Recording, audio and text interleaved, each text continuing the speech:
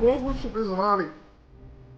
Njeni prijatelji rekli mi da nisam ja kriv, imaju ti taj razlog, i to se žalila, imala je svoje probleme, imala je svoje demone s kojima nije uspela da se izbori.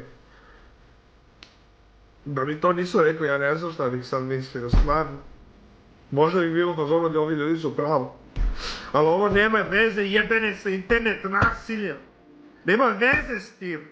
Ali vi ste odlučili da uzmete, da sebi dajete pravo da presudite. I da slušate šta će ko da napiše. Da slušate šta će mediji da napišu, da slušate šta će ova javna ličnost da napiše, oni debilčine, one s TikToka, sa ne znam čega, koji daju sebi za pravo da stavljaju moje ime usta, da me povezuju s ovime. Kad mi sada spokoj dade i duša se miru sprema, iz srca se glasa krade, što te nema, što te nema.